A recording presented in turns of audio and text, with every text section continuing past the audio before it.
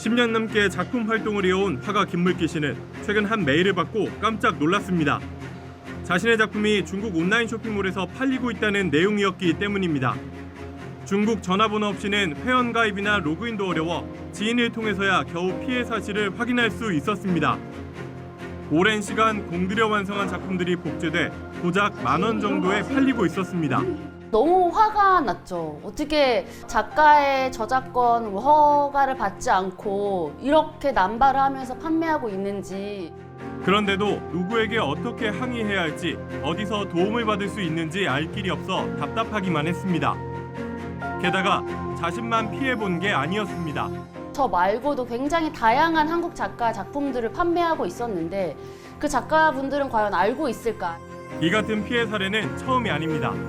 중국 업체들은 이미 수년째 한국 작품을 무단 도용해 판매하고 있습니다.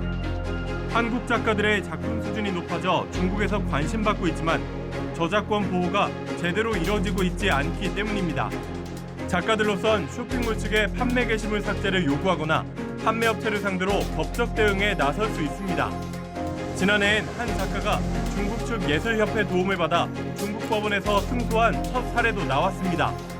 하지만 법적 다툼에서 이기기 위해선 길고도 험난한 과정을 거쳐야 합니다. 在线上的这种购买习惯的取证难度非常大，就是第一个盗版的机构或者个人，这是有一定的难度的。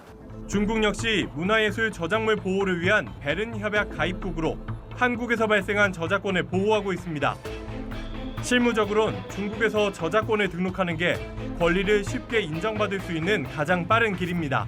어떤 피해를 미리 막기 위해서 모든 작품들을 등록을 한다는 건 현실적으로는 굉장히 좀 어렵지 않나, 국가에서 좀 나서서. 한국저작권위원회는 중국 사무소를 통해 수수료 없이 저작권 등록을 돕고 있습니다. 이미 저작권을 침해당했다면 쇼핑몰 측에 삭제 요청도 가능합니다. 최근엔 블록체인 기술을 통해 저작권을 등록하는 방법도 나왔습니다.